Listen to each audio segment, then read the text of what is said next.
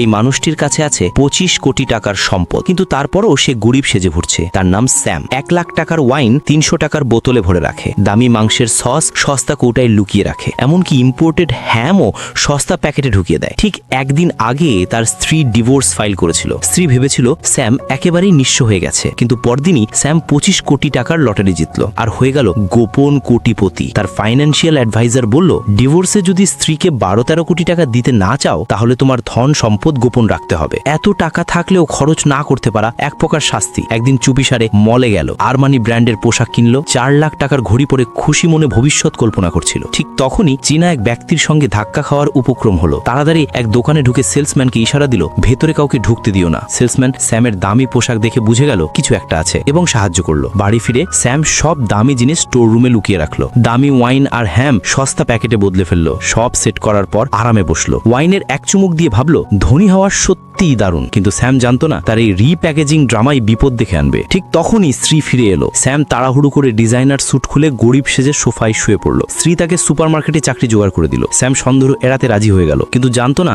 সেই সুপারমার্কেটের মালিক আর কেউ নয়, তার স্কুল জীবনের শত্রু ডেভিড। ডেভিড তাকে অপমান করলো, তাচ্ছিল্য করলো, কিন্তু স্যাম 25 কোটির কথা ভেবে চুপ করে সহ্য করলো। এখন দিনে সুপারমার্কেটে গরিবের চাকরি আর রাতে 5 তারা হোটেলে বিলাসী জীবন। অদ্ভুত ব্যাপার, এত টাকা থাকা সত্ত্বেও জীবন লাগছিল ফাঁকা, একঘেয়ে আর বিরক্তিকর। একদিন হঠাৎ শ্বশুর বাড়ির লোকজন চলে এলো। স্ত্রী 300 টাকার ওয়াইন বোতল বের করে আনলো। স্যাম ভয় বলল, না না, এটা খুব সস্তা, অন্যটা খুলি। শ্বশুর বোতল হাতে নিয়ে বললেন, আরে ভাই, তোমার কাছে ভালো ওয়াইনই থাকবে। তিনি এক চুমুক খেলেন। স্যামের বুক কেঁপে উঠল, কারণ সেই ওয়াইনের স্বাদ একেবারে বিলাসী ভোজের মতো। স্ত্রী দেখে পছন্দ হয়েছে, তাই বাবাকে আরো কয়েক বোতল উপহার দিল। স্যাম ভিতরে ভিতরে খুশিতে ভরে উঠল। সেও এক গ্লাস তুলে খেলো, কিন্তু ভুলে রোলেক্স ঘড়ি দেখা গেল। শ্বশুর সঙ্গে সঙ্গে কড়াভাবে কবজি ধরে বললেন, এটা কি? স্যাম তড়িধড়ি বলল, আরে এটা তো 1500 টাকার নকল ঘড়ি। শ্বশুর সঙ্গে সঙ্গেই 10,000 টাকা বের করে বললেন, এমন 6-7টা আমাকেও দিও। ঠিক তখনই বেজে উঠল স্যামের দামি ফোন, যা বন্ধ করতে ভুলে গেছিল। সবাই বলল, এটা কার ফোন? স্যাম ঘেমে নিয়ে ফোন বের করতেই সব রহস্য ফাঁস হয়ে গেল। ঠিক সেই মুহূর্তে স্যাম শ্বশুরবাড়ির লোকজনকে ধোকা দিতে বলল, আমার স্ত্রী ডিভোর্স ফাইল করেছে।